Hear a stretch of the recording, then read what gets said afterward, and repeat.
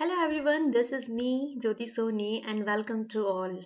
Hope आप सभी लोग अच्छे होंगे, स्वस्थ होंगे, अपने अपने घरों में होंगे और आज के चैप्टर को पढ़ने के लिए रेडी भी होंगे।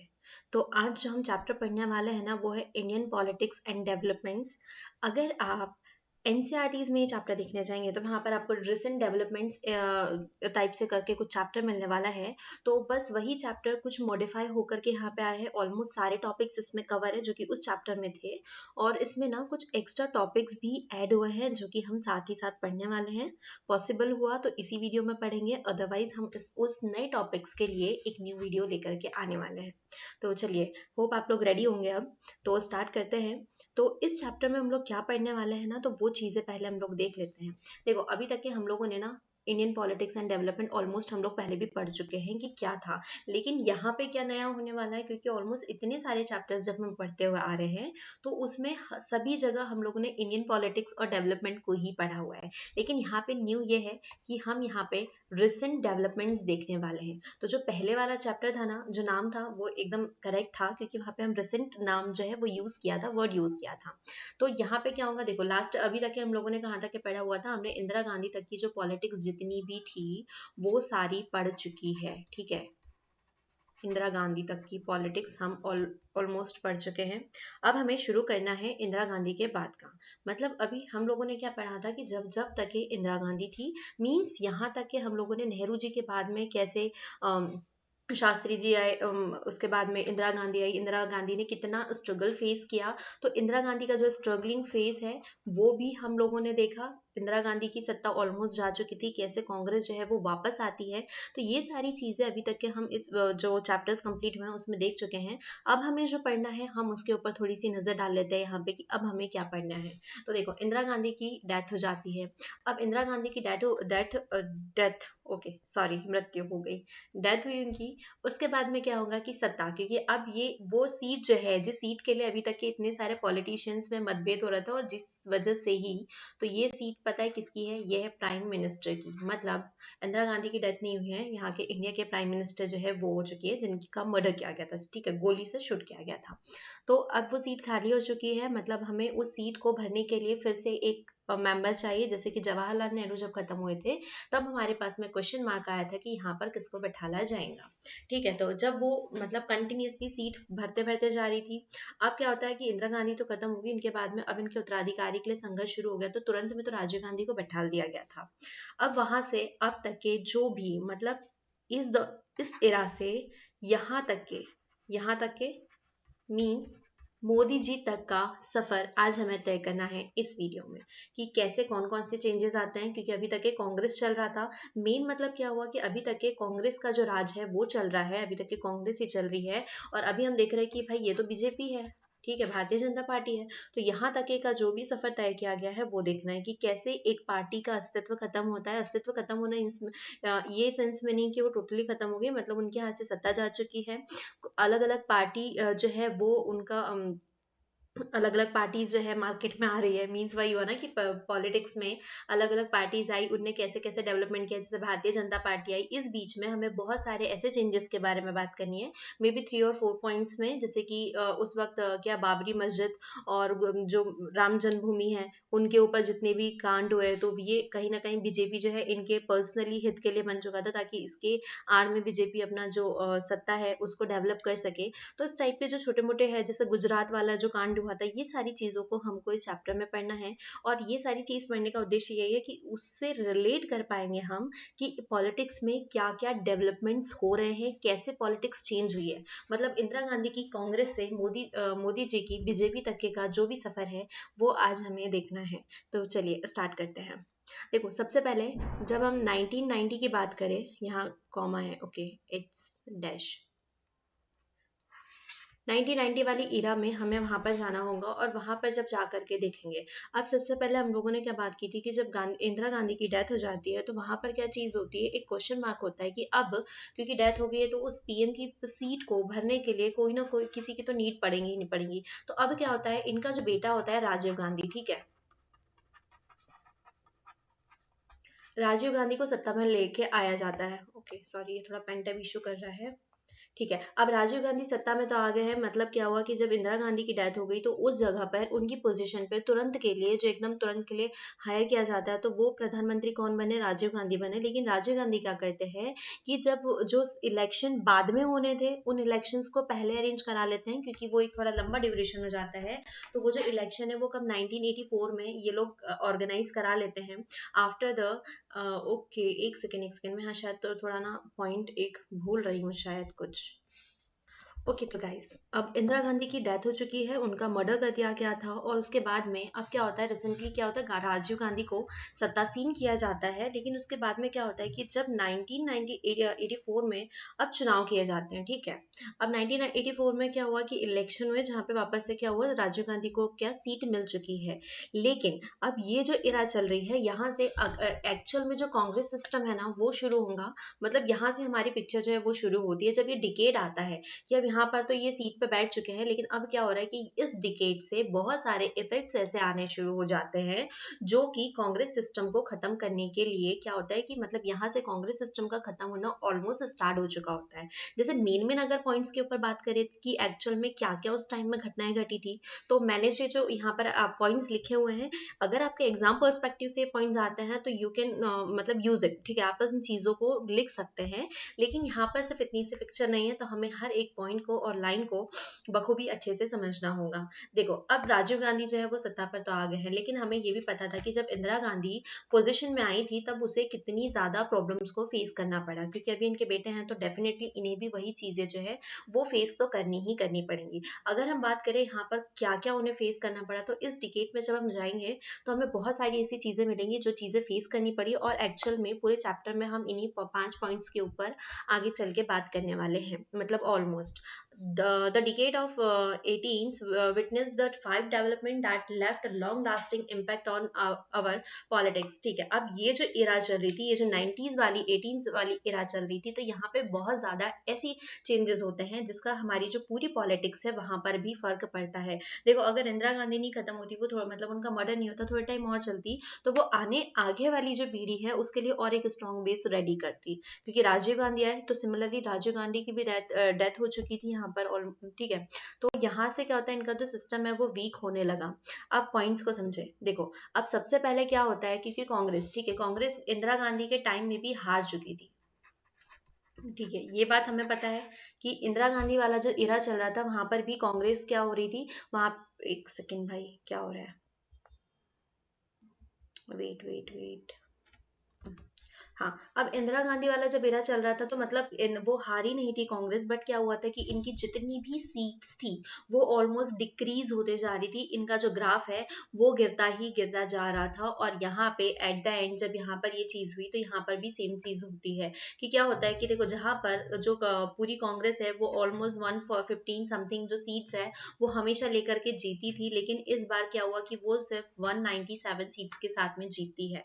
मतलब क्या हो रहा है कि इंदिरा गांधी के टाइम से ही बहुत ही अलग अलग जो पार्टीज है वो अराइज हो रही थी, हर एक क्षेत्र में अपनी अपनी पार्टी जो है वो अपने आप को स्ट्रॉन्ग बनाने के ऊपर लगी थी। इवन जो कांग्रेस सिस्टम था, तो कांग्रेस सिस्टम में भी बहुत सारी नॉन कांग्रेस जो लोग थे वो भी अपनी पार्टीज क्रिएट कर रहे थे, उन्होंने भी अपना कॉलिएशन कर चुके थे और अपनी अलग अलग पार्टी बना करके क्या कर रहे थे, कांग्रेस को ऑलमोस्ट दबाने की कोशिश कर रहे थे। तो ये वही डिकेट होता है जहां पर क्या होता है, ऑलमोस्ट कांग्रेस सिस्टम जो जिसको हमने कांग्रेस सिस्टम कहा है कि जो एक लंबे समय से 3 इरा से जो कांग्रेस सिस्टम चलते हुए आ रही थी, जो जीतते जीतते आ रही थी, तो अब यहाँ पे क्या चीज होती है वहां पे कि ये कांग्रेस सिस्टम जो है वो खत्म हो जाता है। ठीक है, तो यहाँ पे द मोस्ट इंपॉर्टेंट पॉइंट हम क्या देखेंगे कि यहाँ पे जो कांग्रेस सिस्टम जो डेफिनेशन दी गई थी, तो ये खत्म होने के कगार पे आ चुका है। तो ये तो हमारा फर्स्ट हो गया। अगर फर्स्ट केस में बात करें तो क्या था, the decade of the Congress party in the election held in 1899 में जब ये जो इलेक्शन हुआ था, तो यहाँ पर ये चीज जो होती है ये होती है जब इलेक्शन जस्ट हुआ था तब यहाँ पर ये वाली चीज हो गई थी। अब नेक्स्ट दूसरी बात करें, क्योंकि हम लोगों ने बात की कि यहाँ पर 5 ऐसे डेवलपमेंट होते हैं जिनने हमारी जो करंट पॉलिटिक्स है इसके ऊपर भी एक लंबा चौड़ा इफेक्ट लेकर के आए हुए हैं।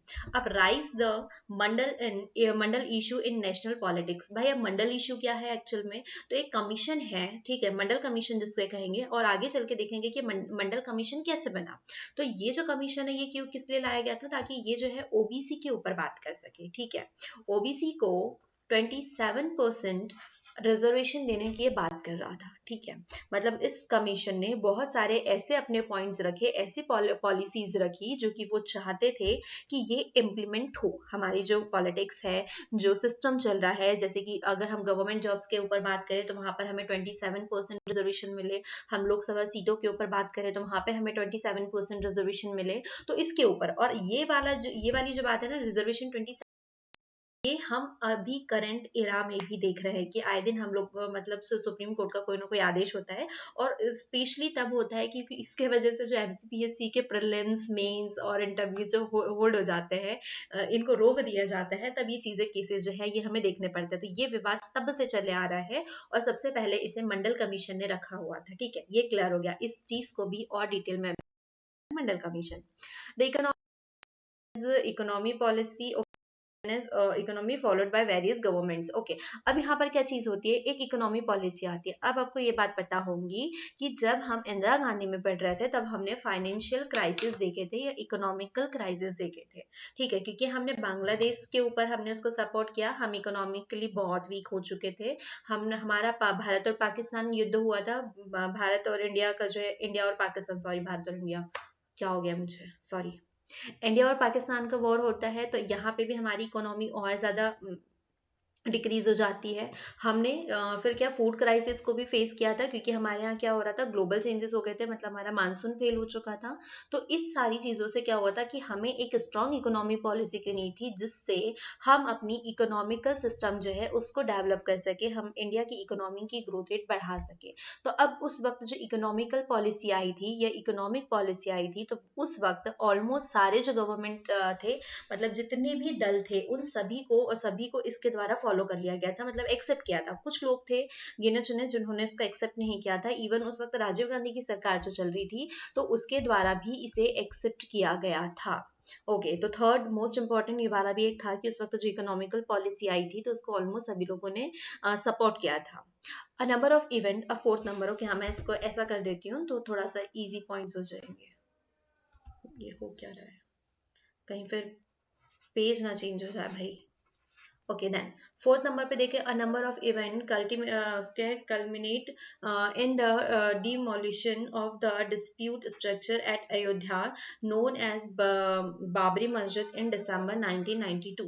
अब बाबरी मस्जिद वाला जो कांड है, जो भी अभी रिसेंटली, अभी जब हम लोगों ने देखा ना कि जैसे ही मोदी जी ने बाबरी मस्जिद के वहां पर राम मंदिर जो है वो बनाने की परमिशन निकाल दी, सॉरी मोदी जी नहीं थे, सुप्रीम कोर्ट था।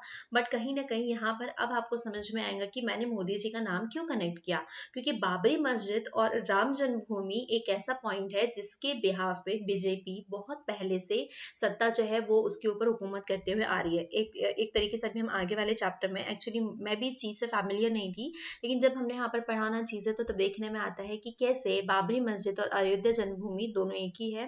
तो ये कैसे बीजेपी के लिए एक सबसे बड़ा ब्रह्मास्त्र सिद्ध हुआ है, क्योंकि हमारा जो देश है, कंट्री है, वो इंडियंस की है। और हम लोग हमेशा वही चाहते हैं, हम धर्म के बहुत ही मतलब साथ होते हैं। तो हमारा जो धर्म है वो क्या कह रहा था, हमें हिंदू राष्ट्र बनाना है, और उसके लिए सबसे इम्पोर्टेंट राम जन्मभूमि है। तो जैसे ही ये आता है तो परसेंट हिंदू जो है वो मोदी जी के फेवर में तो जा ही चुके हैं। बाकी जो पॉलिटिक्स में है वो ज्यादा अच्छे से इस चीजों को समझ पाएंगे। तो उस वक्त जो अयोध्या वाली जो भूमि थी, मतलब उसके ऊपर मस्जिद बने, कुछ लोग कह रहे हैं कि वहां पर मस्जिद बनाई गई जन्मभूमि को हटा करके, मंदिर को हटा करके। तो ये वाला जो सिस्टम है ना, उस टाइम से कंटिन्यू चलते हुए आ रहा था, जो कि मैंने अपने बचपन में भी, मतलब जब मैं बहुत छोटी तब भी मैंने केसेस को बहुत रीड किया है। ओके, तो ये सिस्टम ऑलमोस्ट अब जाकर के खत्म हुआ है। द नेक्स्ट वाज कि अब यहाँ पर क्या होता है कि जैसे कि इंदिरा गांधी को का मर्डर हो गया, वो हट गई। तो इसी तरीके से राजीव गांधी का भी क्या होता है, मर्डर होता है, और वो भी खत्म हो जाते हैं। मतलब ऑलमोस्ट जो कांग्रेसी सिस्टम था, तो यहाँ पर आकर के एक तरीके से रुकने लगा, क्योंकि यहाँ पर भी क्या होता है, कांग्रेस का मतलब राजीव गांधी जो है वो 1991 में क्या होता है कि चेंज हो जाता है ना, राजीव गांधी इन में 1990 a change in leadership of the Congress party। अब यहाँ तक के 1991 तक के कांग्रेस को लीड किया राजीव गांधी ने और इसके बाद में इनकी भी मृत्यु हो जाती है। तो अब यहाँ से मतलब यहाँ तक के कांग्रेसी जो थे ये चल गए, लेकिन अब हमें एक नया चुनाव कराना होगा और वहां पर चेक कर मतलब अब उसके आगे हम देखेंगे कि कैसे अलग अलग पार्टी आती है, कैसे पार्टीज का कॉलिएशन होता है और ये सारी चीजें आगे बढ़ने वाली है। तो हमें मोदी जी तक के तो पहुंचना है, तो चलिए धीरे धीरे करके पहुंचते हैं। हाँ जी, तो अब हमें डेक्लाइन ऑफ कांग्रेस पढ़ना है, मतलब अब कांग्रेस का खात्मा। जी हाँ, ठीक है, लेकिन अब हम डायरेक्टली कांग्रेस को फिनिश नहीं करेंगे, क्योंकि अब आप कहेंगे कि भाई कांग्रेस अगर उस टाइम खत्म हो गई थी तो अभी हम राहुल गांधी को कैसे देख रहे हैं। ठीक है, means as a member of Congress, ठीक है, कांग्रेस पार्टी जो है वो अभी भी चल रही है और बहुत सारे जगह पे कांग्रेस की सीट्स भी है, तभी वो इतनी बड़ी एक पार्टी जो है हमारे पार्लियामेंट में अगेंस्ट में ऑपोजिशन में बैठी हुई है। तो कांग्रेस का खात्मा, डिक्लाइन ऑफ कांग्रेस मींस कि कांग्रेस की जो सत्ता है वो ऑलमोस्ट जा चुकी है। तो अब क्या हो रहा था कि हम लोगों ने जब एक टाइम में देखा था कि इंदिरा गांधी ने भी ये वाली जो प्रॉब्लम है इसको फेस किया था कि इंदिरा गांधी जो है वो बहुत कम सीट्स पे आ गई थी, और हमने अभी 1984 के इलेक्शंस में भी देखा कि कैसे 497 या 467 से 197 के ऊपर seat, it's 116, may be 116, okay, तो इतनी सीट्स का जो है वो फासला तय कर चुकी है।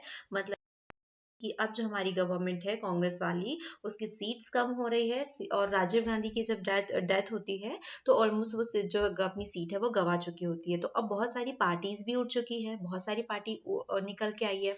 तो अब क्या हो रहा है कि कांग्रेस की ये सीट जो है ना वो और डिक्रीज होते जाती है, मतलब वो अपना मेजोरिटी जो है वो खो देती है, मतलब अब उसकी गवर्नमेंट जो है वो नहीं बन रही है। तो इसीलिए हम कहते हैं कि यहाँ पे कांग्रेस पार्टी जो है वो फिनिश हो चुकी है, मतलब उसके बाद में वो सत्ता में नहीं आ पा रही। इसके बाद में अगर आई भी हो तो वो भी हम साथ में देखते हुए चलते हैं। लेकिन अब यहाँ पर ये होता है कि जब कांग्रेस पार्टी नहीं आ रही है तो अब कौन सी पार्टी जो है वो हमारी सत्ता में आने वाली है।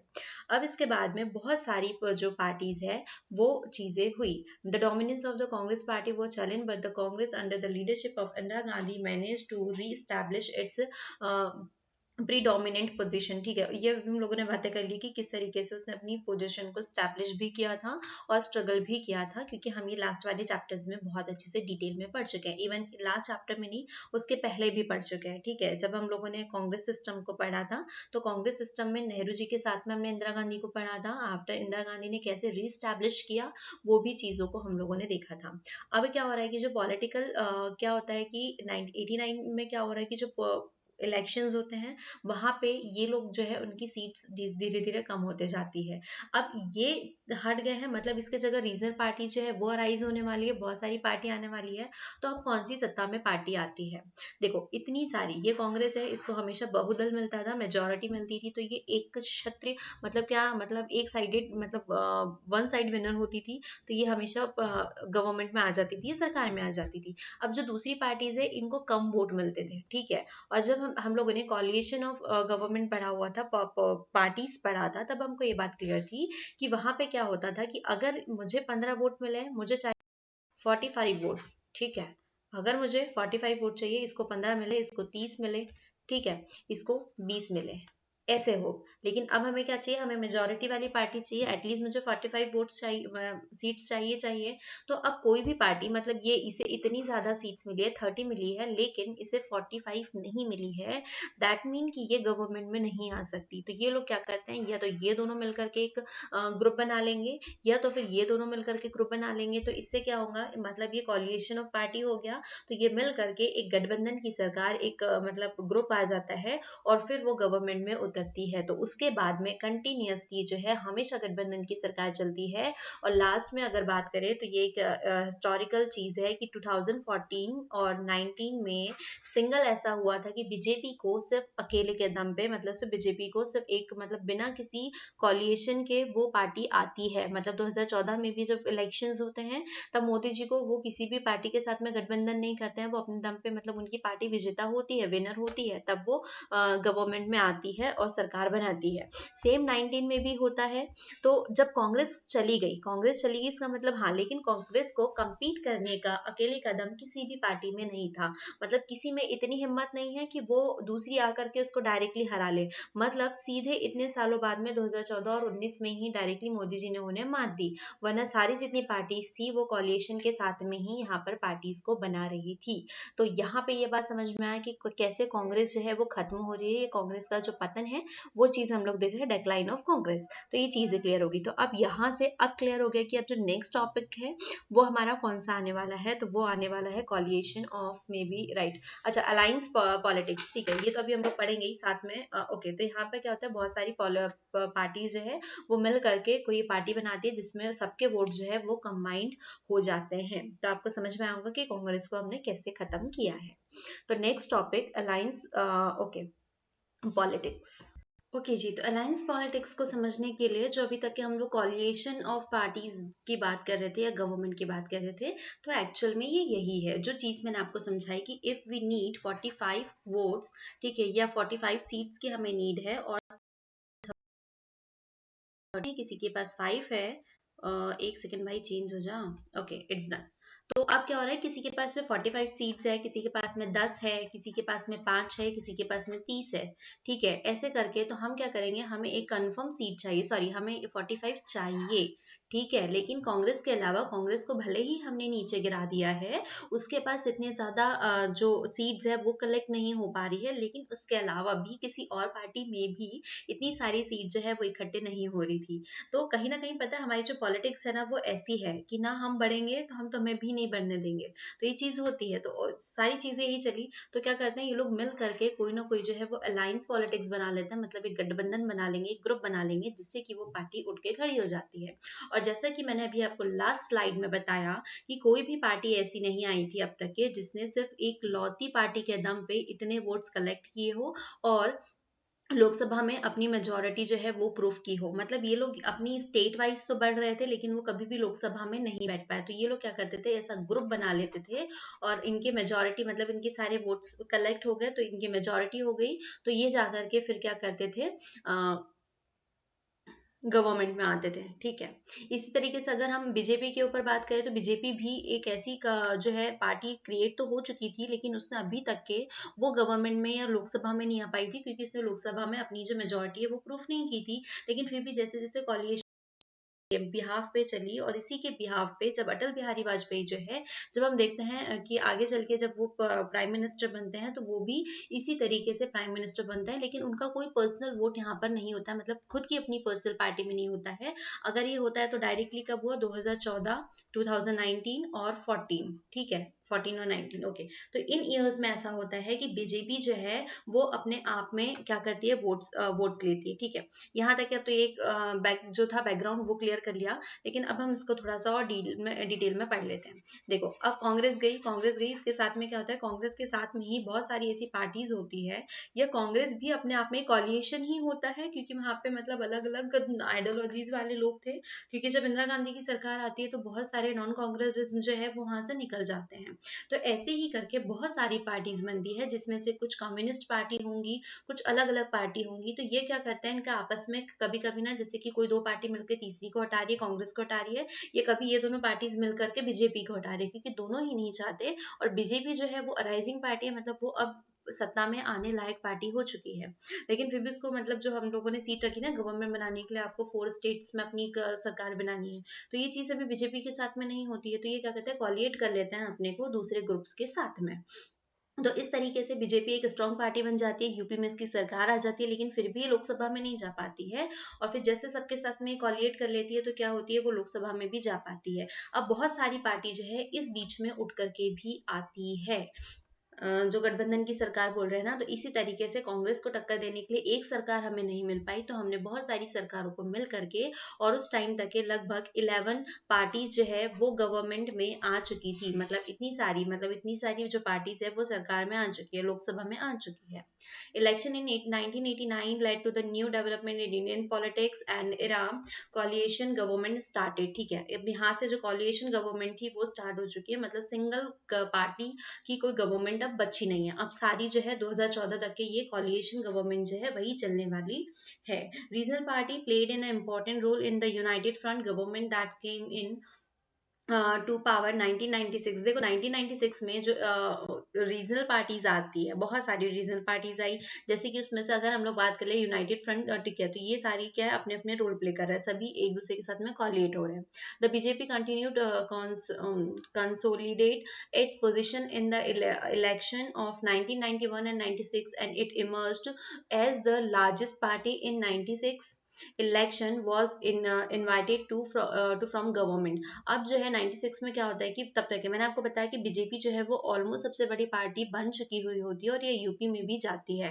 With the election of the 1989 a long phase of coalition politics began in India. Since then there have been 9 government at the center, all of which have either been coalition governments of minority government supported by other party।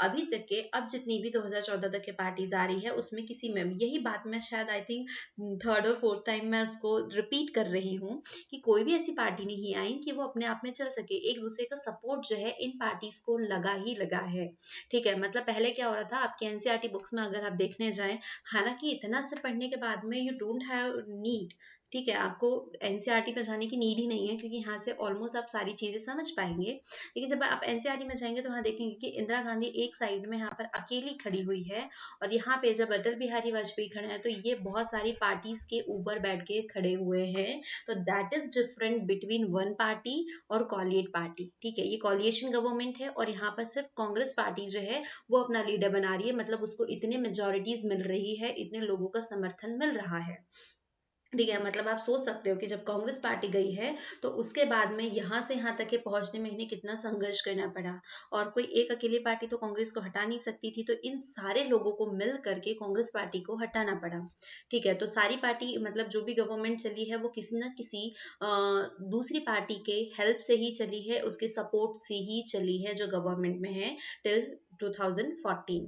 Okay, तो ये hope आपको ये समझ में आया। Alliance जो politics है उसका मतलब क्या है वो समझ में आया। सेंट्रल गवर्नमेंट सिंस 1989, अब यहाँ तक कि जितने भी लोग थे तो वो वाले देख सकते हो आप कि वीपी सिंह, फिर चंद्रशेखर, नरसिम्हा राव की सरकार आती है, फिर हमारे अटल बिहारी वाजपेयी आते हैं, फिर देवगुणा गुजराल, फिर अटल बिहारी वाजपेयी आते हैं, देन मनमोहन सिंह और उसके बाद में नरेंद्र मोदी आते हैं जो कि अभी तक के चल रहे हैं।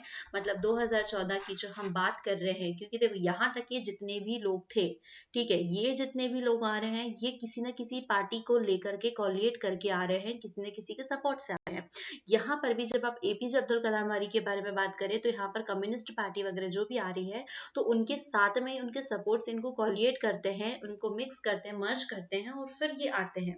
तो ऐसी ही पार्टी, और वहां पे पता है पार्टी इतनी ज्यादा सेंसिटिव है वहां की, क्योंकि ऐसा होता है कि सपोज एक पार्टी मैं हूँ, एक पार्टी आप है, ठीक है, एक और थर्ड पार्टी है, तो कभी क्या होता है मैं कांग्रेस हूँ और ये पार्टी दोनों मिलकर के जो थर्ड पार्टी है उसको हटाने की कोशिश करते हैं। फिर अगर मुझे इधर बेनिफिट मिलता है तो मैं इस पार्टी से मिलकर के आपको हटाने की कोशिश करूंगी। तो ये जो सेंसिटिवनेस जो थी पार्टी की वो तब भी थी और अभी भी थी। अभी भी हम देखते हैं जैसे कि हम लोगों ने दल बदल वाला जो नियम पढ़ा हुआ था कि कैसे रिसेंट एग्जांपल देखे, जैसे कि सिंधिया जी ने क्या किया, मतलब वो कांग्रेस में थे, उन्होंने क्या कर लिया, शिफ्ट कर लिया बीजेपी में। तो इस टाइप की चीजें होती, ये तो शिफ्ट करना हुआ, लेकिन उस टाइम में क्या हुआ कि कांग्रेस और बीजेपी दोनों मिक्स होकर के किसी थर्ड पार्टी को हराने में लगे हुए हैं। ये बात कर ले अगर, हाँ इसका भी एग्जाम्पल अगर मैं देखूँ, कांग्रेस और बीजेपी कभी मिल नहीं सकते। हाँ सूरज बदल सकते हैं हम, लेकिन ये दोनों मिल नहीं सकते, सॉरी सूरज की दिशा हम नहीं बदल सकते, जस्ट एग्जाम्पल के लिए था। ओके, जैसे कि जब हम बंगाल में इलेक्शन वगैरह के बारे में देख रहे थे तो याद होगा कि ममता बनर्जी ने एक लेटर लिखा था सारी अदर पार्टी को, क्योंकि दे वांट कि जो बीजेपी है उसे हटाया जाए, क्योंकि बीजेपी से टक्कर लेने के मतलब अभी यहाँ पे क्या हो रहा है कि उस टाइम में कांग्रेस से टक्कर लेने के लिए इतनी सारी पार्टीज का कॉलिएशन होता है, इतनी सारी पार्टीज जो है वो मिक्स होती है। लेकिन अब क्या होता है, चेंज हो जाता है कि अब बीजेपी से टक्कर लेने के लिए अब ये हट गई है, अब हमें बीजेपी से टक्कर लेनी थी, क्योंकि तो सभी लोग चाहते थे, तो ये जो टीएमसी वाले, ये कांग्रेस, आम आदमी पार्टी, इन सभी लोगों को लेटर लिखती है ताकि ये एक होकर के इसको हटाने में हेल्प करे। तो अब कंडीशन देखा किस तरीके से पासा पलट के रख दिया गया है। ओके, तो हम मोदी जी तक के का सफर तो हम लोगों ने तय कर लिया भाई। अब इसके बाद में आता है politic rise of other backward classes. अब अदर बैकवर्ड क्लासेस के ऊपर पढ़ने जाए तो आपको याद होगा कि मैंने आप लोगों को एक चीज पढ़ाई थी शुरू में, जब हम लोग 5 पॉइंट्स के बारे में पढ़ रहे थे, तो सेकंड पॉइंट पढ़ा था हमने मंडल कमीशन। तो मंडल कमीशन क्या है, वो यहीं से एक्चुअल में उसके बारे में शुरू होती है। लेकिन उससे पहले हम लोग ना थोड़ा अदर बैकवर्ड क्लासेस के बारे में पढ़ ले। तो अदर बैकवर्ड क्लासेस क्या होती है? अनुसूचित पिछड़ा वर्ग, अनुसूचित जाति जनजाति नहीं, ये तो SC ST हो गया। अन्य पिछड़ा वर्ग के जो लोग हैं, या ये लोग जो होते हैं हमारे यहाँ पर, अगर हम बात करें इंडिया में, तो मोस्ट ऑफ पॉपुलेशन किसकी है? SC ST और OBC की। SC ST और OBC की, ये तीनों मिलकर के, मतलब अगर हम देखें तो ये, अगर इन तीनों को मिला दिया जाए तो हम लोकसभा में अपना बहुमत सिद्ध कर सकते हैं। ये पावर है। जैसे कि OBC के ऊपर हम बात की कि 27% जो है इसका रिजर्वेशन के ऊपर बात कर रहे थे, ठीक है। अब ये आपके लिए एक होमवर्क है कि हमारे इंडिया की जो पॉपुलेशन है उसमें से कितना परसेंट SC का है, कितना परसेंट ST का है और कितना परसेंट OBC का है। तब हमें ये वाला जो पॉइंट है ये हम प्रूफ कर पाएंगे। लेकिन हम उस टाइम की बात कर रहे हैं, ठीक है। तो कैसे जो OBC है वो पॉलिटिकल में आता है, अब हम उसके ऊपर बात करते हैं। ओके, तो पहले तो सबसे पहले ना हमें ये पता लगाना होगा कि बैकवर्ड क्लासेस एक्चुअल में है क्या, मतलब अदर बैकवर्ड क्लासेस जो है वो क्या है। तो आप लोगों ने, अभी मैंने जस्ट बताया कि SC ST जो है वो हम लोग ऑलरेडी पढ़ चुके हैं। SC ST वो है जो कि जिनको सारी जो फैसिलिटीज है वो प्रोवाइड नहीं की जाती। अगर हम हमारा इतिहास उठा करके देखें तो आपको पता चलेगा कि कैसे जनरल वालों ने OBC SC ST की बैंड बजाई है। OBC की तो कम, लेकिन SC और ST की जो है सबसे ज्यादा बैंड बजी हुई है। अब जैसे जैसे इंसान सजग हो रहे थे तो उस दौरान क्या हुआ, SC और ST के लिए बहुत सारे रिजर्वेशंस आ गए। लेकिन फिर भी एक ऐसा ग्रुप जो है वो अभी भी ऐसा था जिसे पूरी फैसिलिटीज जो है वो प्रोवाइड नहीं हो रही थी। हेल्थ, एजुकेशन, ठीक है, पॉलिटिकल राइट्स, ये सारी चीजें इन्हें नहीं मिल रही थी, और वो ग्रुप था other backward classes means OBC। अब ये जो OBC ग्रुप था, तो अब क्या हो रहा है कि जब हम कांग्रेस के ऊपर बात करें तो कांग्रेस के टाइम में क्या होता है कि बहुत सारे OBC वाले जो पीपल्स होते हैं, क्योंकि ज्यादातर लोगों ने क्या कहते हैं SC ST के ऊपर फोकस किया, जनरल वाले जो हाई सोसाइटी वाले होते हैं, और आज भी वही कंडीशन चलती है। लेकिन अब हमारे पास में हाई सोसाइटी का जो मतलब है वो बदल चुका है। हाई सोसाइटी मीन्स, अब यहाँ पर क्या होता है कि पहले हम लोग OBC, जनरल, और इनको अब हम कैसे कैटेगरी वाइज डिवाइड करें कि कौन ज्यादा रिच है। अगर बहुत ज्यादा रिच है तो वो जनरल है, लेकिन एक्चुअल में पोजीशन ये हो गई कि जनरल वाले ज्यादा गरीब हो चुके हैं भाई बेचारे, क्योंकि सारी फैसिलिटी उनसे छीन ली जा चुकी है। ओके, तो ये ग्रुप जो था वो OBC था। अब OBC जो जितने भी पीपल्स थे वो कांग्रेस से क्या हो रहे थे, धीरे धीरे एलिमिनेट हो रहे थे, धीरे धीरे हट रहे थे। अब ये लोग हट रहे हैं, मतलब इन लोगों ने कांग्रेस का साथ छोड़ दिया, मतलब उतनी सीट जो है वो कांग्रेस के खाते से कट हो रही है। अब ये हट रही है तो इसका फायदा तो भाई, एक कोई कांड होता है तो दूसरी पार्टी उसका बेनिफिट उठाती ही है। तो अब इसको बेनिफिट उठाने के लिए कहीं ना कहीं भारतीय जनता पार्टी है, या जो जनता पार्टी है, उसने इसका फायदा उठा लिया और वो उसे अपने सपोर्ट में लेने लगी। और एक टाइम आता है कि ये ग्रुप मिल करके एक दूसरी ही पार्टी जो है वो क्रिएट कर डालते हैं। तो ये हो गया OBC का। अब क्या हो रहा है कि ये जो बैकवर्ड क्लासेस के लोग हैं, जो अदर बैकवर्ड क्लासेस के लोग हैं, ये लोग उठ करके पॉलिटिक्स में आने लगते हैं, ज्वाइन करने लगते हैं, पार्टीज बनाने लगते हैं। और बस यही था political rise of backward classes, है ना, अदर बैकवर्ड क्लासेस, कि कैसे पॉलिटिक्स को ज्वाइन करते हैं और वहां पर अपने हितों को रखते हैं। मतलब इन्हें अब इन्हें हेल्थ भी चाहिए, एजुकेशन भी चाहिए, ये सारी जो डिमांड्स थी वो साथ में आती है, और ये लोग भी पॉलिटिक्स में उतरने लगते हैं। क्योंकि कांग्रेस के टाइम से ये लोग हटने लगे थे और कांग्रेस से इनका जो पीछा है कटने लगा था, तो कांग्रेस भी इनके ऊपर कम ध्यान दे रही है, तो इसलिए कांग्रेस वहां से हट रही है। और रिजल्ट में क्या हुआ कि ये भी अपना वोट उसको नहीं दे रहे हैं, और कांग्रेस से तो वैसे ही बहुत सारे लोग हटने लगे। इवन कांग्रेस के जो बड़े लीडर्स थे जैसे मोरारजी देसाई हटने लगे, तो ये जो लोग हैं ये लोग भी अपने लीडर्स के साथ में अपने अपना जो सिस्टम है उसको अलग करने लगे, और इन्होंने अपनी पार्टी जो है वो क्रिएट करने लगे। These refer to the administrative category other backward class. These are community other than SC ST who suffer from educational and social backwardness.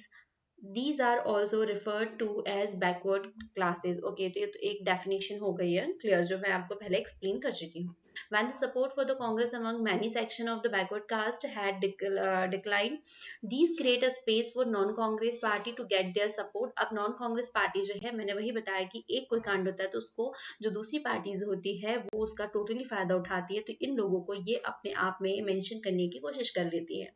Many of the constituents of the Janata Party like the Bharatiya Kranti Dal and the Samyukta Party had a powerful ruler base among some section of OBC। अब इन लोगों ने अपने इसमें add में कर लिया। और इसी तरीके से मैंने बताया था SC ST और OBC इतनी बड़ी पॉपुलेशन है कि इनको मिलकर के एक बहुजन जनता पार्टी जो है वो भी क्रिएट की जा चुकी है, जहां पर क्या होता है कि उसमें अपने सबसे ज्यादा जो वोटर्स है जितने भी लोग हैं, क्योंकि ये लोग ठुकराए हुए लोग होते हैं, और अगर आप इन्हें सहानुभूति देने लगे तो क्या होता है कि जब हम अपना कंधा किसी के लिए प्रोवाइड कर देते हैं ना, तो 80% वो इंसान हमारे वश में हो जाता है जब हम उसके दुख में उसका सहयोग कर दे तो। अब बात करते हैं मंडल इम्प्लीमेंट।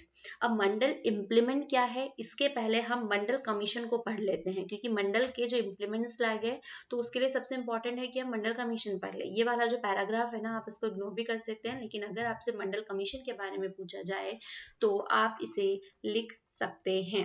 ठीक है, तो बात करते हैं मंडल कमीशन एक्चुअल में क्या होता है। देखो, मंडल कमीशन ये था कि जितने भी पिछड़ा वर्ग के लोग थे या जो बैकवर्ड क्लासेस के लोग थे, अदर बैकवर्ड क्लासेस के, इन लोगों को क्या किया गया था, एकजुट करने की कोशिश की गई, क्योंकि पूरे इंडिया में ये लोग फैले हुए थे। अब इनको साथ में लेकर के पॉलिटिक्स में लाने के लिए इनके ग्रुप्स बने गए। अब जो हमारा साउथ ईस्ट इंडिया है, मतलब साउथ इंडिया की जो स्टेट्स है, मतलब यहाँ पे, तो यहाँ पर ये चीजें हो रही थी, लेकिन जो नॉर्थ वाला था वहां पर ये चीजें नहीं थी। तो अब क्या हो रहा है कि यहाँ पर जितने लोग हैं, ये लोग इसके ग्रुप जो है वो ऑलमोस्ट ले लेकर के चल रहे थे। Reservation for the OBC were is existent in southern state in 1960। It is if not earlier, but the policy was not operative in North Indian state. It was during the tenure Janata Party government in 77 to 1979 that the demand for backward classes in North India at the national level was strongly raised।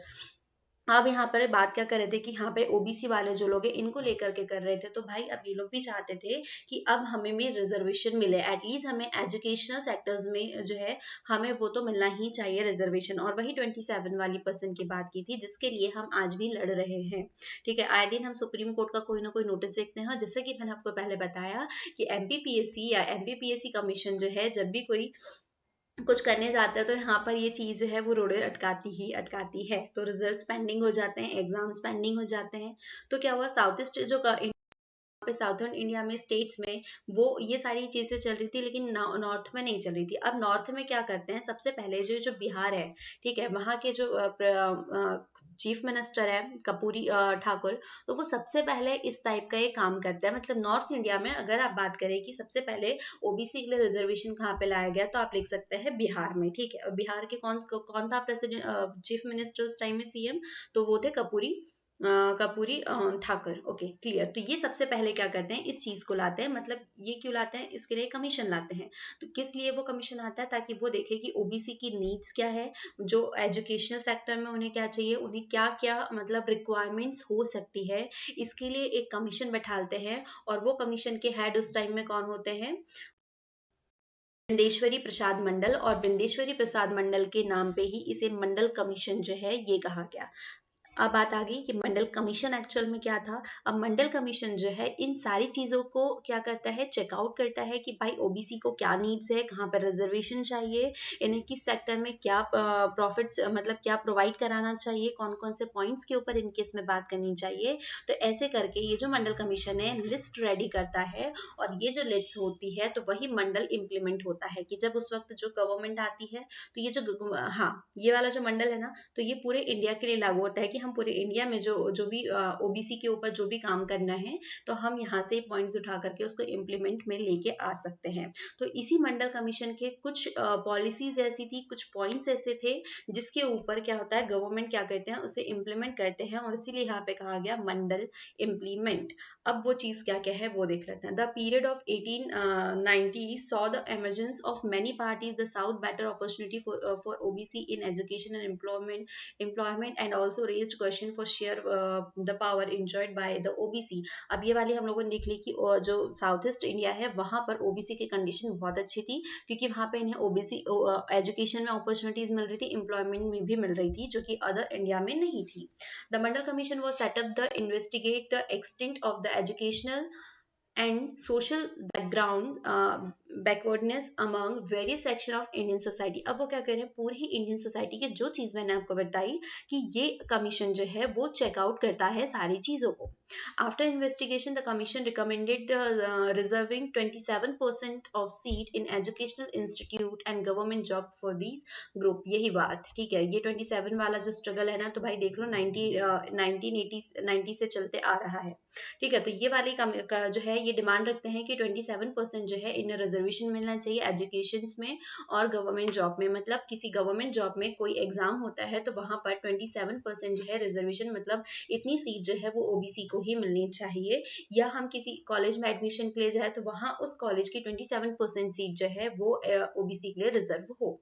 In August 1990 the national front government implement the recommendation of the commission. अब ये वाला जो है 1990 की जो सरकार आती है वो इस चीज को एक्सेप्ट कर लेती है कि भाई चलो आपकी जो पॉलिसी थी, आपने जो रिक्वेस्ट रखी हुई है वो हम एक्सेप्ट करते हैं, और उस टाइम में इस रिक्वेस्ट को एक्सेप्ट कर लिया गया। तो आई होप अब आपको यहाँ पे समझ में आएगा कि व्हाट इज मंडल कमीशन और मंडल कमीशन की रिक्वेस्ट क्या थी जिसको हमने इम्प्लीमेंट में लाया और किस सरकार में लाया। तो यहाँ पे बहुत सारे क्वेश्चन जो है वो क्रिएट हो सकते हैं कि जो ओबीसी है उसके लिए ज्यादा बेनिफिट में थे तो साउथ में था, अगर सॉरी हाँ साउथ में था। नॉर्थ में सबसे पहले लाया गया तो वो कहाँ पर लाया गया, बिहार में लाया गया। और उस वक्त इससे एक चीज याद रख सकते हैं कि उस वक्त बिहार के चीफ मिनिस्टर कौन थे, तो कौन थे, कर्पूर ठाकुर जो है उस वक्त यहाँ के चीफ मिनिस्टर थे। ठीक है, तो इतनी सारी चीजें जो है। और हाँ, यहाँ से एक और बात की मंडल जो कमीशन है वो क्या है, तो मंडल कमीशन जो है वो प्रसाद मंडल के नाम पर पे रखा गया है। और मंडल कमीशन क्यों बनाया गया था, तो वो ओबीसी के लिए बनाया गया था ताकि उसकी रिक्वायरमेंट्स को चेक कर सके। अब हम बात करते हैं, क्योंकि हमने ऑलमोस्ट सारी चीजें जो है वो कवर अप कर ली है। हम लोगों ने क्या क्या पढ़ लिया कि कैसे जो कांग्रेस है वो फिनिश होता है, कैसे दूसरी अलायंस गवर्नमेंट आती है, गठबंधन आता है, फिर मंडल कमीशन आया। और मंडल कमीशन जो है वो कौन कौन सी चीजों को रखता है जिसको लोग जो है जिसको इम्प्लीमेंट लाती है गवर्नमेंट। अब आता है पॉलिटिकल फेलाउट्स। ठीक है, तो अब हम इसके ऊपर बात करने वाले हैं। अब हम लोग पॉलिटिक्स के पॉलिटिकल जो रिजल्ट्स है अगर उसके ऊपर बात करें तो अभी तक के हम लोगों ने, मैं आपको बार बार एक चीज बताते आई हुई हूँ कि क्या चीजें हुई है। तो उस टाइम देखो ओबीसी वाले जो लोग हैं ये अपने अलग अपनी पॉलिटिक्स जो है कांग्रेस से हट करके निकल चुके थे ओबीसी ऑलमोस्ट। बाद में हम लोगों ने बात की थी कि एससी एसटी के ऊपर भी मतलब इनका भी उत्थान जो है वो कंटिन्यू जारी था। अब पूरे इंडिया के एससी एसटी और ओबीसी को मिला दिया जाए तो क्या होगा, एक नई पॉलिटिकल पार्टी क्रिएट हो जाएंगी। और ये उसका रिजल्ट हुआ कि इन लोगों ने मिल करके अपना एक ग्रुप बना। और पहली ऐसी पार्टी थी जो इन तीनों ने मिलकर के क्या किया, एक अपनी नई पार्टी क्रिएट कर दी जिसको हमने बहुजन पार्टी बोलते हैं, दलित पार्टी बोलते हैं। ठीक है, ये लोग सारे मिलकर के क्या करते हैं, कैसी पार्टी क्रिएट कर देते हैं। और ये सिर्फ उस एरिया में ही नहीं रहती है, इतनी नहीं रहती है। पहले तो ये यूपी राजस्थान जो है इस टाइम में रहती है, और यूपी में तो ये अपनी सबसे बड़ी सरकार भी जो है वो बना लेती है। ठीक है, इनको कौन लीड करता है, काशीराम जो है ये इनको लीड कर रहे होते हैं। और उस टाइम क्या होता है, जितनी भी एससी एसटी के लोग हैं ये सारे मिलकर के अपने कॉन्फिडेंस से, और पहला ऐसा ग्रुप होता है जो दलित लोग जो है वो उसको क्या कर रहे हैं, लीड कर रहे हैं। तो ऐसे करके बिहार पंजाब जो है ये वाले एरिया में, यूपी, इसमें तो ये अपनी सक्सेस लेते ही हैं और एक सबसे बड़ी पॉलिटिकल जो पार्टी है इसके रूप में उठ जाते हैं। सबसे पहले ना ये एक छोटी सी पार्टी थी। ठीक है, किसी को बिलीव नहीं था कि एक छोटी सी पार्टी जो है इतनी बड़ी पार्टी के रूप में आगे जा करके बनने वाली है। तो यहाँ पे सभी दलितों का जो है सपोर्ट मिल जाता है। मैंने आपको पहले भी बताया था कि जितने एससी एसटी ओबीसी है अगर हम इसको ग्रुप में बना लिया जाए तो एक बड़ी पार्टी के रूप में बनने वाली है। 1980 onward, the caste-based politics dominate Indian politics. In 1890, 1989 or 91, these was the first time in independent India that a political party, BSP, supported by Dalit voter, had achieved a landmark political success. जो बहुजन party होती है, तो बहुजन means क्या हो रहा है, जो political party है जिसमें बहुत सारे लोग हो अलग अलग टाइप के। ठीक है, उसमें एससी भी है, उसमें एसटी भी है, उसमें ओबीसी भी है। तो ये लोग मिलकर के लीड कर रहे होते हैं। और मायावती का तो नाम आपने जाना ही होगा, सुना ही होगा। ठीक है, in many party of India Dalit political and OBC political have development independently and often in competition with each other. भाई जो जनता पार्टी, सॉरी अदर पिछड़ा वर्ग की जो पार्टी थी, अदर बैकवर्ड क्लासेस थी, ये अपनी अलग ही पॉलिटिकल लीड भी कर रही थी। और एक तरफ इन लोगों का एक ऑर्गेनाइजेशन भी था, एक ग्रुप भी था जहाँ पे ये लोग भी लीड कर रही है। तो आगे चल के क्या होता है, इन लोगों के बीच में कंपटीशन भी क्रिएट होने लगता है। देखो क्योंकि यहाँ पर गलती तो भाई कांग्रेस से होगी कि कांग्रेस ने क्या किया, अपने मतलब थोड़े सपोर्ट के लिए, मतलब अपने काम के लिए थोड़े थोड़े इन लोगों से रूठना भी शुरू हो गया। तो इन लोगों ने क्या किया, इन लोगों ने मिलकर के अपनी अपनी पार्टी जो है वो क्रिएट कर ली। और सबसे बड़ी मतलब एक छोटी सी पार्टी, क्योंकि कोई बिलीव नहीं कर सकता, क्योंकि हम लोगों ने जिस तरीके से एसटी और एससी के साथ में इतनी बुरी हरकतें की है, जब हम आपने हिस्ट्री पढ़ी होंगी तब हमें पता है कि कैसे हम उन लोगों को रोड पे से भी नहीं गुजरने दिया जाता था। ठीक है, आई एम ऑल्सो ओबीसी, ठीक है, ओबीसी कास्ट, ओके। तो इन लोगों के साथ में बहुत बुरा होता है, लेकिन यही सारे लोग मिलकर के एक पार्टी क्रिएट कर रहे हैं, मतलब अपने राइट्स के लिए सब लोग क्या हो रहे हैं, जागरूक हो रहे हैं। तो इसके साथ में इन लोगों का वही एजुकेशन वगैरह इन सब में अपने आप को डेवलप करना भी कहीं ना कहीं पर्सपेक्टिव था। तो ये लोग मिलकर के 1989 और 91 तक के क्या करते हैं, अपनी पार्टी को बहुत ज्यादा ग्रोथ कर लेते हैं, एक बड़ी पॉलिटिकल पार्टी के रूप में क्रिएट होती है। एक छोटी सी पार्टी से एक बड़ी सी पार्टी मिलती है। ठीक है, लेकिन अब ये एक पार्टी तो बन चुकी है, इसके साथ में भी हम लोगों ने पढ़ा कि ओबीसी जो है वो भी अपनी एक पार्टी बनाता है। तो ये हो गई, मतलब बीएसपी हो गई ये पार्टी, और एक यहाँ पर ओबीसी वाली जो पार्टी है, मतलब जहाँ पे सिर्फ अदर बैकवर्ड क्लासेस के लोग हैं, तो ये लोग अलग से, जिसको भारतीय जनता पार्टी का सपोर्ट, इंडियन ठीक है पार्टी का सपोर्ट मिला, तो ये भी क्रिएट हो गई। अब इन दोनों के बीच में ना कहीं कॉम्पिटिशन हो जाता है। पहले तो यूपी में थी, लेकिन उसके बाद में बिहार, राजस्थान, पंजाब ऐसे एरिया में भी ये जो पार्टी है वो फैलने लगी। अब इसके साथ में इन दोनों में जो है कंटिन्यूसली जो है टाइम के साथ में इन लोगों के बीच में कंपटीशन भी शुरू हो जाता है, जो आज तक ये चालू है, उसमें कोई दो राहें नहीं है। अब नेक्स्ट टॉपिक हमारा जो है वो हम देखते हैं। ओके, तो ये वाला जो टॉपिक है वो बड़ा इंटरेस्टिंग है, क्योंकि आज भी हम लोग इस चीज को सफर कर रहे हैं। कैसे सफर कर रहे हैं, तो बाबरी मस्जिद जो है वो अभी हमें फिर से पढ़नी है, और बाबरी मस्जिद में इन सारी चीजों को हम कैसे देखते हैं। चलो स्टार्ट करते हैं एक नया टॉपिक। तो अब हमें पढ़ना है कम्युनलिज्म, सेक्युलरिज्म एंड डेमोक्रेसी। तो इन सभी के जो मीनिंग है वो हम इसके साथ में पढ़ना शुरू करते हैं। भाई एक तरफ हमारा कॉन्स्टिट्यूशन कहता है कि हमें धर्मनिरपेक्ष होना है, हमें किसी भी धर्म से किसी भी दूसरे धर्म को कनेक्ट नहीं करना है, और हमारी पॉलिटिक्स भी ये कहती है कि हम किसी भी पॉलिटिक्स को ज्वाइन कर सकते हैं, किसी भी धर्म को ज्वाइन कर सकते हैं, या कोई भी पॉलिटिकल जो है, मतलब सॉरी, कोई भी धर्म जो है वो किसी भी पॉलिटिक्स वाले को ज्वाइन कर सकता है, इसके लिए कोई रूल नहीं है। लेकिन हमारे यहाँ ये तो पूरी तरीके से बैन किया गया है कि कोई भी पॉलिटिकल सिस्टम जो है वो किसी एक पर्टिकुलर धर्म को फॉलो नहीं करेंगी, या उसको मतलब जो ग्रुप है उसको डिवाइड नहीं करेंगे कि भाई हम हिंदू है तो ये हमारी हिंदू पार्टी चल रही है। अब ये लाइन का मतलब क्या हुआ, तो चलो हम पूरी जो स्टोरी है उसके साथ में पढ़ना शुरू करते हैं। अब देखो, अभी हम लोगों ने बात की थी कि हम लोग बीजेपी के बारे में पढ़ रहे थे। ठीक है, एक बीजेपी जो है वो एक धीरे धीरे एक उठती हुई पॉलिटिकल पार्टी थी। ठीक है, जहां तक अभी हम लोगों ने बहुजन जनता पार्टी के बारे में पढ़ा, हम लोगों ने अदर बैकवर्ड क्लासेस वाली जो पॉलिटिक्स है, जो पार्टी है उसके बारे में पढ़ा। अब हम बीजेपी के ऊपर बात करें तो भाई बीजेपी भी जो है एक ऐसी पार्टी थी जो कि उठ रही थी, और हमारे यहाँ बहुत सारी ऐसी पार्टी जो है वो क्रिएट भी हो रही थी। अब उस दौरान ना बहुत सारे ऐसे सिस्टम होते हैं कि जो बीजेपी पार्टी है, तो वो जो इलेक्शंस हो रहे थे, ठीक है, मैं आपको एक शॉर्ट स्टोरी में धीरे धीरे करके समझाऊंगी। तो कहीं ना कहीं पता है, ये बीजेपी पार्टी जो है वो पूरे एरिया में उठ करके नहीं आ रही थी, मतलब वो एक पर्टिकुलर स्टेट में उसकी पार्टी बन रही थी, या पूरे इसमें नहीं बन रही थी। तो इसके जो पैतरे हैं वो थोड़े थोड़े फेल हो रहे थे कि मुझे जो जीत चाहिए, मतलब इन्हें एक में विराज चाहिए था, जो कि पॉसिबल नहीं है। तो अब यहाँ पर एक बात बताई थी मैंने आप लोगों को पहले भी, कि जब हमारे यहाँ जो कंडीशन चल रही होती है तो हम उसका बहुत अच्छे से फायदा उठाते हैं।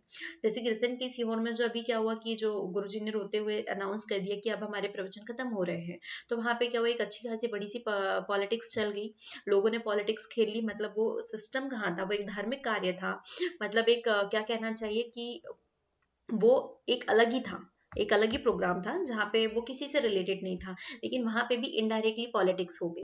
तो ऐसे ही करके ना हमारे यहाँ पर भी जो है, जो हिंदू और जो बीजेपी है, तो वो क्या करते हैं, वो हमारे जो इवेंट्स होते हैं, करंट इवेंट जो है, उसका इन्होंने पूरी तरीके से फायदा उठाया, और अपने आप को उस चीज में लाने के लिए पूरा पूरा जो है 100% दिया कि कैसे हम इस मैटर्स में इन्वॉल्व हो सकते हैं। क्योंकि बीजेपी की उतनी ज्यादा जो मंशा थी, जो उन्हें आना चाहिए वो तो आ नहीं रहा था, तो इन्होंने क्या किया, वहाँ के जो करंट इश्यूज हो रहे थे, जो इवेंट हो रहे थे, तो उसके ऊपर अपना फोकस कर लिया। सपोज एक ऐसा होता है एक इवेंट जहाँ पे क्या होता है कि एक मोमेडियन लेडी जो है वो क्या कर रही है, मे बी शिवाना केस था, ओके। तो वहां पे क्या हो रहा है कि वो मोमेडियन लेडी क्या कर रही है, वो अपने हस्बैंड के ऊपर केस कर रही है एलिमनी के लिए, ठीक है। तो वहां पे क्या हो रहा है कि जितने भी मोमेडियन पार्टी के लोग हैं, जितने भी लोग हैं, उनके लीडर्स हैं, वो एक लॉ बना लेते हैं, ठीक है, एक मोमेडियन मैरिज लॉ जो भी एक्ट वैक्ट है वो बनाते हैं, और इसके अगेंस्ट में कौन जाते हैं, बीजेपी, वो इनके समर्थन में हो जाते हैं कि भाई ये जो लॉ है जो भी आप लोगों ने बनाया है वो गलत है, ये नहीं है। तो कांग्रेस पार्टी जो है इसको अप्रूवल दे रहे हैं। तो वो कांग्रेस के इस डिसीजन को फेल करने के लिए वो अपने जो भी पॉइंट ऑफ व्यूज है वो रखने लगते हैं, ताकि उन्होंने यहाँ पर क्या चीजें कर ली, वहां पॉलिटिक्स खेल ली, हिंदू वर्सेस मुस्लिम, ठीक है, इन लोगों के बीच में पॉलिटिक्स खेली। हिंदू वर्सेस मुस्लिम नहीं, यहाँ पर तो मुस्लिम का ही खेल खेल हो गया था। अब सेकंड इवेंट क्या होता है, अयोध्या का, ठीक है। अयोध्या जन्मभूमि जो हम लोगों ने था कि क्या हुआ था कि वहां पे बाबरी मस्जिद भी है और वो हमारी राम जन्मभूमि भी है, ठीक है, बर्थ प्लेस भी है गॉड का, ठीक है, राम का, ठीक है, राम जी का। अब वहां पे इन लोगों में क्या हो रहा है कि वहां पर पॉलिटिक्स हो रही है कि कुछ लोग कह रहे हैं कि वहां पे बाबरी मस्जिद है, और कुछ लोग कह रहे हैं कि वहां पर राम जन्मभूमि है, बर्थ प्लेस है, ठीक है। तो इन लोगों के बीच में जब पॉलिटिक्स होती है तो बीजेपी यहाँ पर हिंदू मुस्लिम का जो खेल है वो खेल लेती है। कैसे, इन लोगों ने अपना एक क्लियर मोटो कर दिया कि हमारा जो राष्ट्र है वो हिंदू राष्ट्र है, मतलब हमें हमारी हिंदू जो सभ्यता है उसको हमें आगे लेकर के जाना है। और जब हम हिंदू सभ्यता के ऊपर बात कर लेते हैं तो सबसे पहले हमारे भगवान राम जो है वो प्रकट हो जाते हैं, और यहाँ पे तो अच्छा खासा बैकग्राउंड भी मिला हुआ था, तो इसके ऊपर एक अच्छी खासी जो है पॉलिटिक्स है वो खेल लेते हैं। और जहाँ पे बीजेपी जो है वो हिंदुत्व को बढ़ावा दे देते हैं, मतलब जो हिंदू लोग हैं उन्हें सपोर्ट करते हैं, उन्हें और उकसाते हैं, क्योंकि अभी तक के जब मुगल हमारे यहाँ पे एंटर हुए थे, मुस्लिम आए, तो हम लोगों ने क्या किया, जब अंग्रेज नहीं आए थे, ब्रिटिशर्स नहीं आए थे, तब तक के हम लोगों ने उनके साथ रहना सीख लिया था।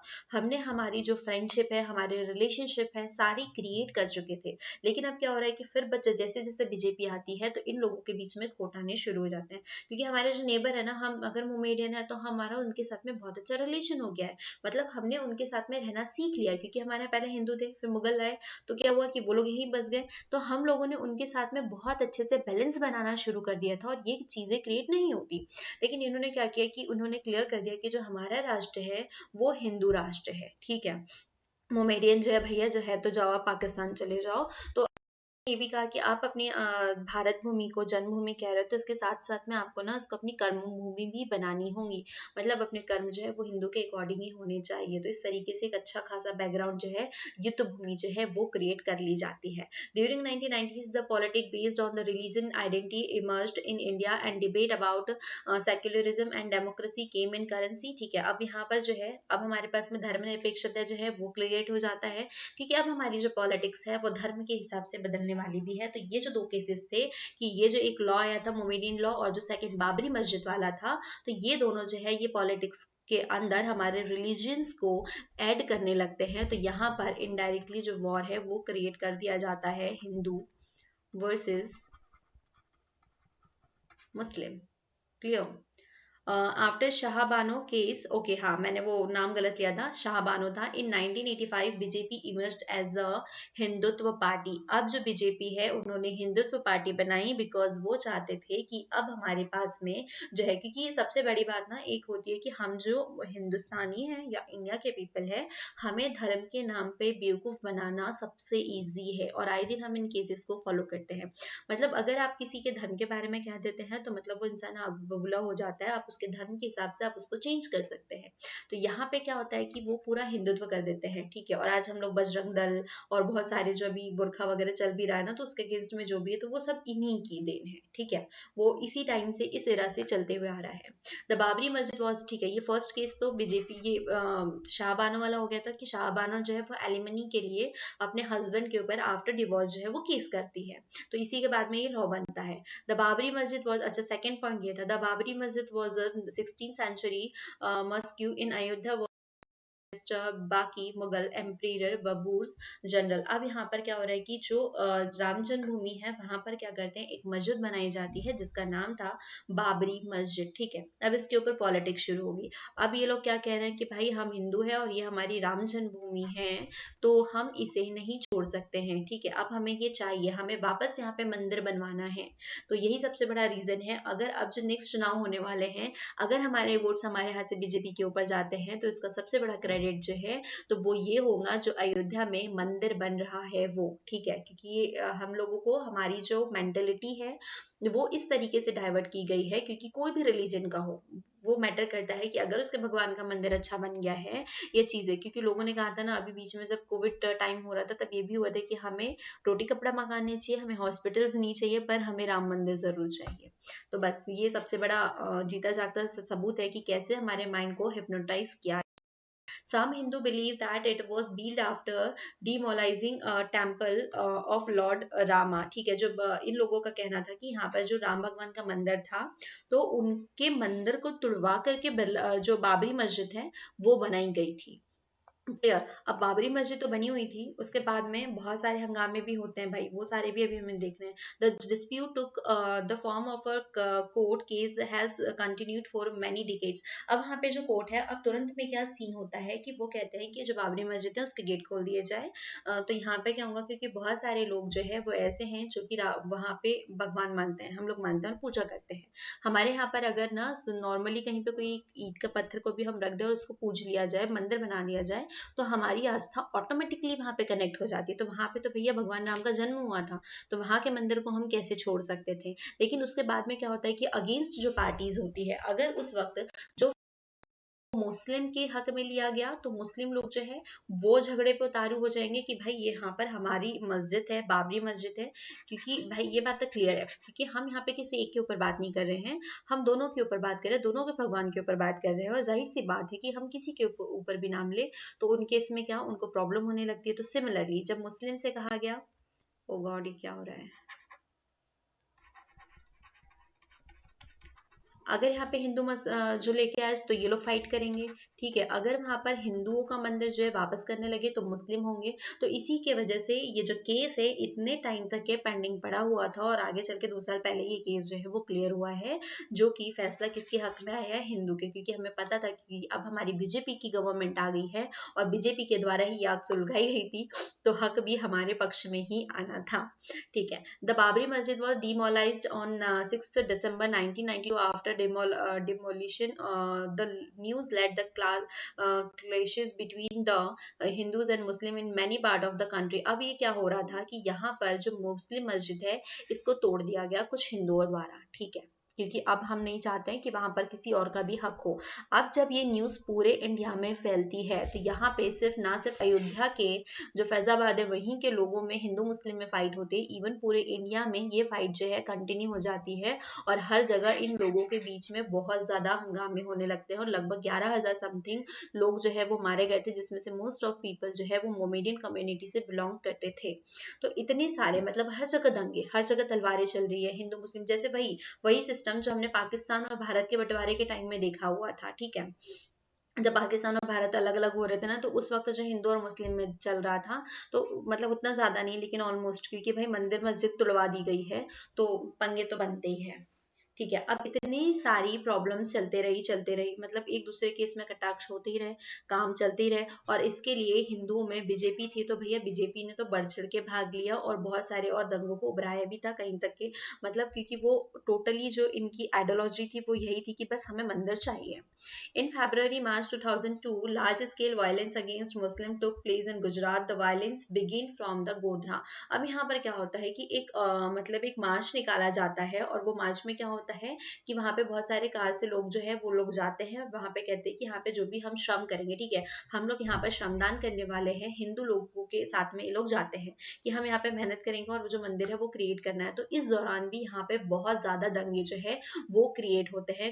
ठीक है, अब जो गोधरा है, गोधरा वहां पर इन लोगों के बीच में फिर से वो दंगे जो है वो क्रिएट होने लगते हैं।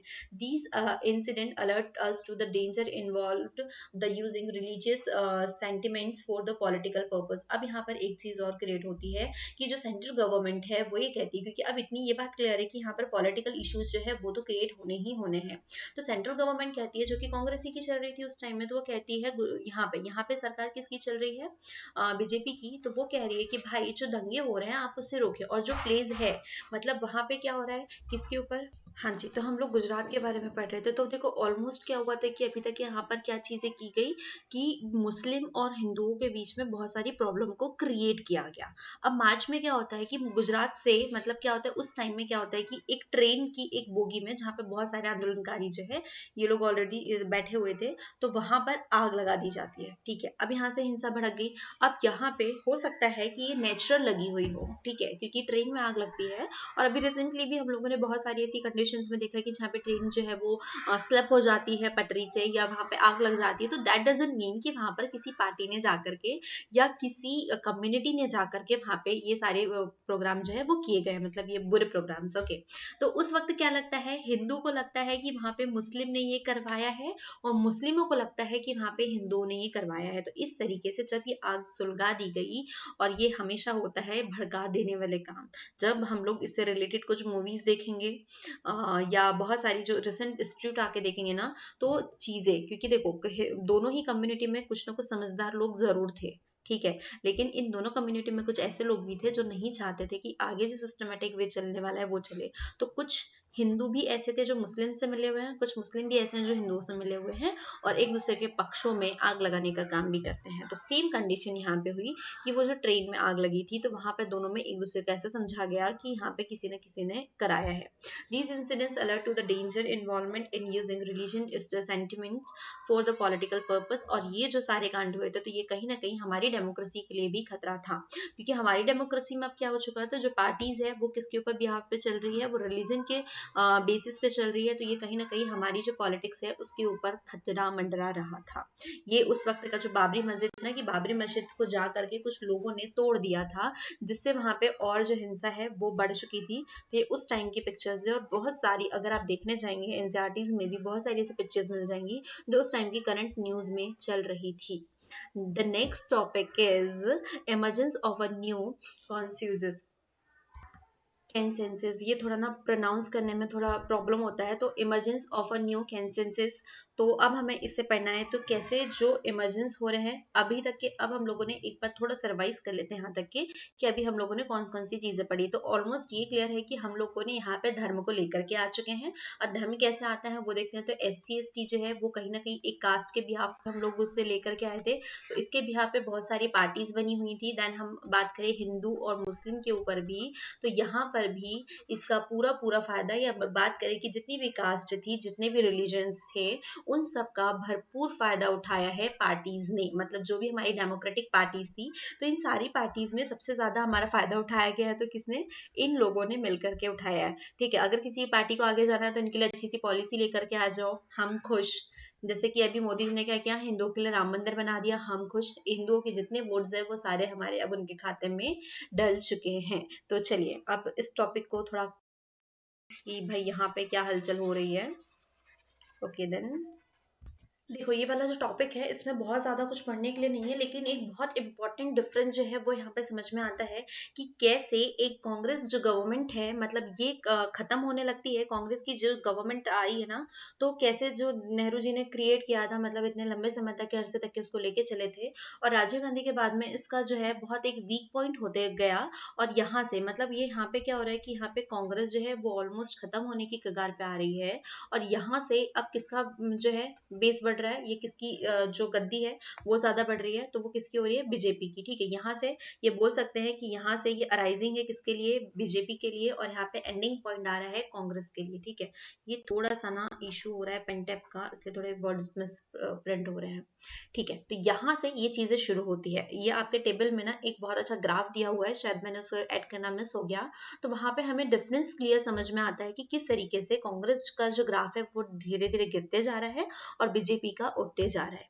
Since 1989 election, the vote polled by the two-party Congress and BJP do not add up to more than 50%. The political competition during the 90s is divided between the coalition led by BJP and the coalition led by the Congress.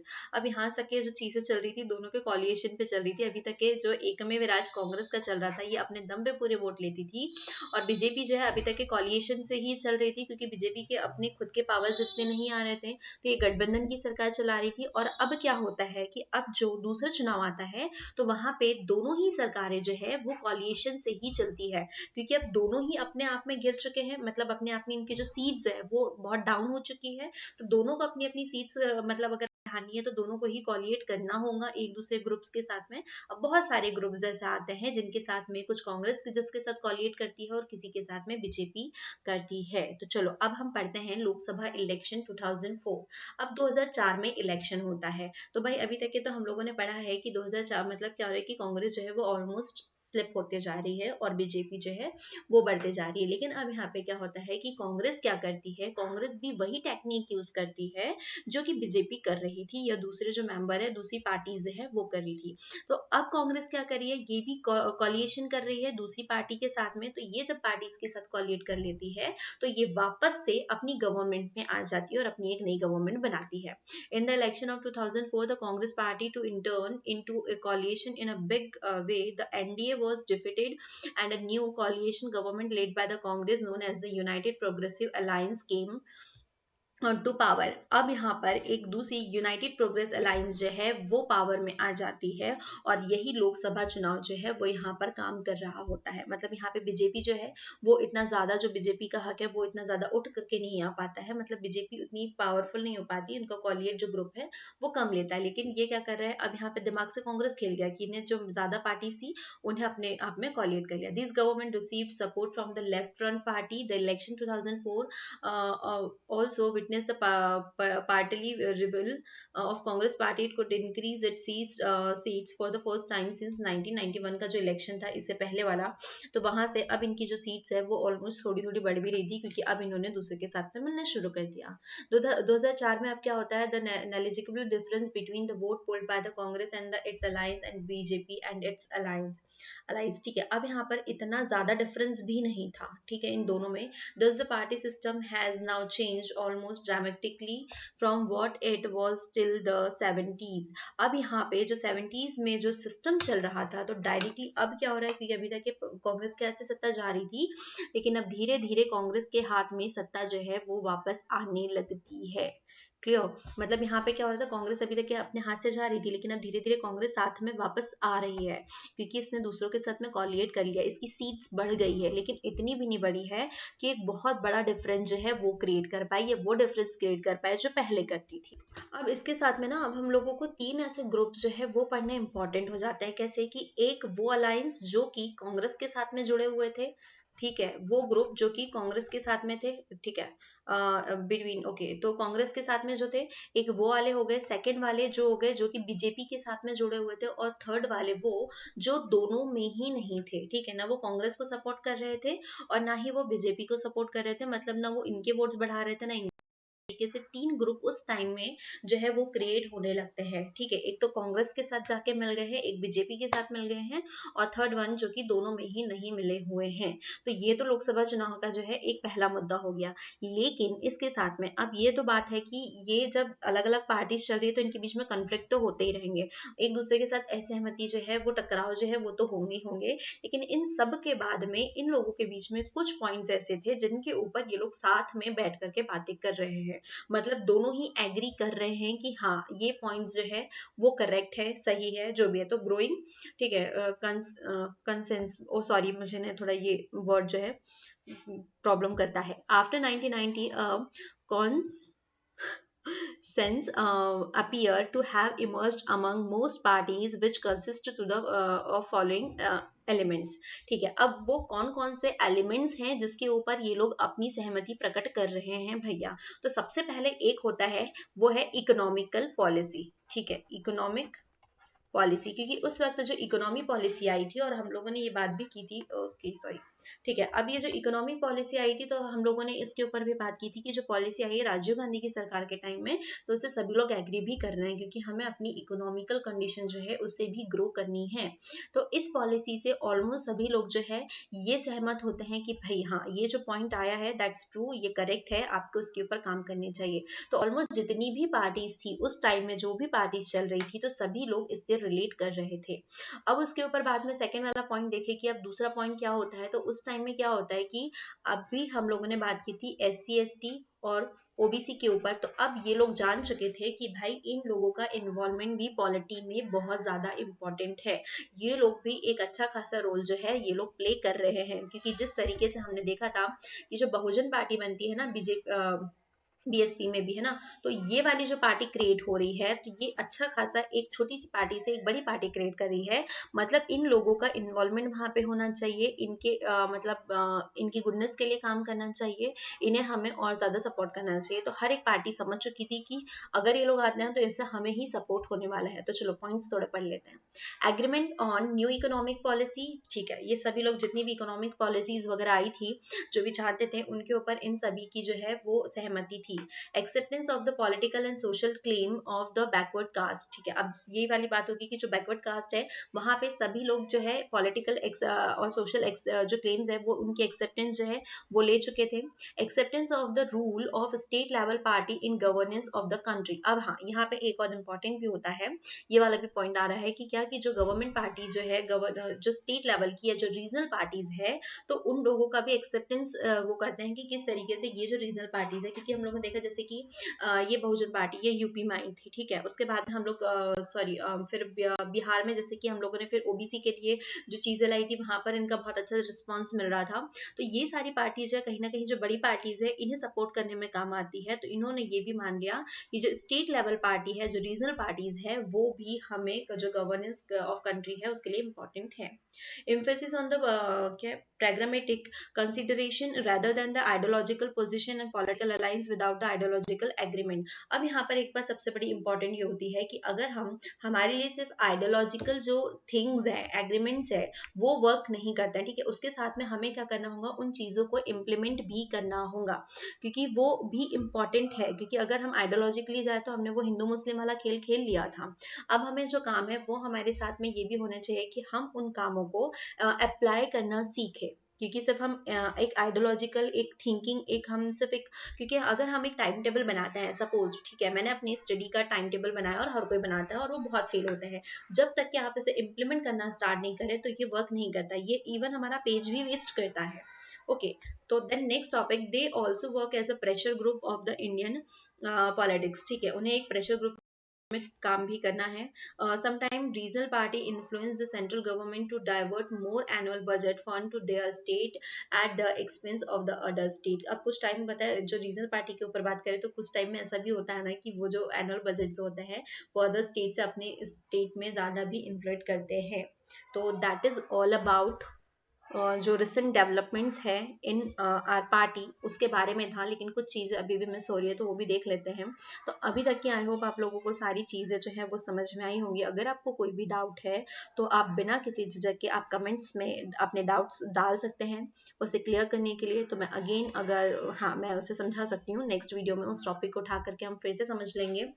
और सबसे ज़्यादा important कि एक बार फिर से आप एक speed में वीडियो जो है वो अगेन प्ले कर ले, तो आपको जो चीज़ें हैं वो भी और भी समझ में आती जाएंगी। तो भाई आपको सारे चैप्टर से ना क्या समझ में आया है, तो ये भी इम्पॉर्टेंट है, क्योंकि हमने इतना बड़ा चैप्टर पढ़ लिया है। तो क्या इम्पॉर्टेंट है, सबसे बड़ी इंपॉर्टेंस तो मुझे एक ही बात समझ में आई कि अगर आपको पॉलिटिक्स करनी है तो आप वहाँ पे पॉलिटिक्स जो है वो मतलब चलाइए, लेकिन वहाँ पे आप धर्म को इन्वॉल्व ना करें, ठीक है। क्योंकि किसी रीजन को इन्वॉल्व करने से क्या होता है, जो गुजरात में हादसा हुआ, जो भारत और पाकिस्तान के डिवाइडेशन के टाइम में हुआ था, वही चीजें होते जाएंगे। और अभी भी रिसेंट हम लोगों ने जस्ट अभी अभी जो बुर्का वाला सिस्टम चल रहा था ना, उसके ऊपर देख लिया कि कितने बड़े बड़े दंगे जो है वो हो सकते हैं और हुए भी है। मतलब कुछ पर्सनली कुछ लोगों को मारा भी गया। तो इन सारी चीज़ों से एक ही बात क्लियर होती है कि पॉलिटिक्स में आप अलग अलग धर्म के लोग आ रहे हैं, आप आ सकते हैं, लेकिन आप पॉलिटिक्स को धर्म नहीं बना सकते, क्योंकि अगर पॉलिटिक्स धर्म बन गई तो ये जो कांड जितने भी हुए हैं, जो भी प्रॉब्लम्स क्रिएट हो रही है, वो होते ही रहेंगी। तो सिंपल सा बस एक ही वो है कि पॉलिटिक्स में सब लोग इन्वाइटेड है, लेकिन पॉलिटिक्स किसी भी धर्म को फॉलो ना करे, तभी वो सबके लिए अच्छा हो सकता है। तो भाई ये सब कुछ था कि कैसे जो है कांग्रेस सबसे पहले शुरू में होती है, फिर वो खत्म होती है, फिर से शुरू होती है, और कैसे बीजेपी का जो कार्य है वो मतलब कंटिन्यू चलते जाता है। आई होप आप लोगों को सब कुछ समझ में आया हो। Thank you.